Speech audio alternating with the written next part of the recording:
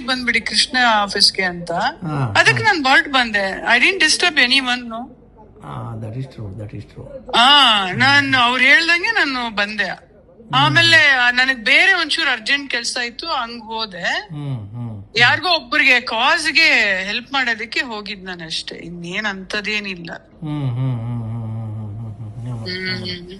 ಪರಿಚಯ ಅಲ್ಲ ಸರ್, ಪರಿಚಯ ಆಯ್ತಲ್ಲ ನಿಮ್ಗೆ?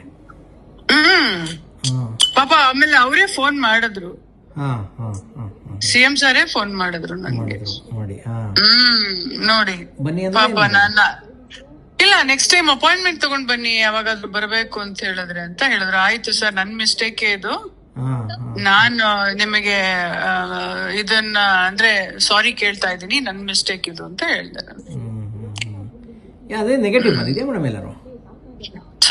ಎಲ್ಲರೂ ನೆಗೆಟಿವ್ ಪಬ್ಲಿಷ್ ಆಗಿದ್ಯಾ ಇದ್ರ ಬಗ್ಗೆ? ಅದೇನೋ ಗೊತ್ತಿಲ್ಲ, ಅವ್ರವ್ರೇ ಕ್ರಿಯೇಟ್ ಮಾಡ್ಕೊಂಡು ಏನ್ ಪಬ್ಲಿಕ್ ಹೇಳಿದ್ರಲ್ಲ, ನನಗೇನೋ ದೊಡ್ಡ ಕ್ಯಾನ್ಸರ್ ಅಂತೆಲ್ಲ ಮಾತಾಡಿದ್ರಲ್ಲ, ಅದನ್ನೇ ಅದಕ್ಕೆ ಕೇರ್ ಮಾಡಿಲ್ಲ. ಇನ್ ಇದಕ್ಕೆ ಕೇರ್ ಮಾಡ್ತೀವ ನಾವು ಅಲ್ವಾ? ಅದೊಂದ್ ದೊಡ್ಡ ಕ್ರಿಯೇಟ್ ಮಾಡ್ಕೊಂಡು ಏನೇನೋ ಮಾಡಿದ್ರಲ್ಲ ಜನಗಳು. ಒಳಗಡೆ ಇದ್ದಿದ್ರೆ ಇಲ್ಲ ಸರ್ ಯಾರಿಗೂ ಆತರ ಮಾಡಲ್ಲ ಸರ್ ಅವರು. I know that it was my mistake, that ನಾನು ಅಪಾಯಿಂಟ್ಮೆಂಟ್ ತಗೊಳ್ದೆ ಹೋಗ್ದಿರೋದು ನನ್ ಮಿಸ್ಟೇಕ್ ಇದು. ಯಾರೇ ಆಗ್ಲಿ ಸರ್, ಮನೇಲಿ ಇರ್ತೀವೋ ಇಲ್ವೋ ನಾವ್ ತಾನೇ ಹೇಳೋದು.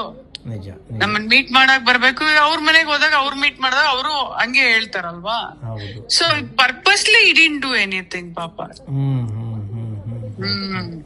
ಅವ್ರಿಗೆ ಗೊತ್ತಿಲ್ಲ, ಆಮೇಲೆ ಫೋನ್ ಮಾಡಿದ್ರಲ್ಲ. ಒಳ್ಳೇದಾಯ್ತು.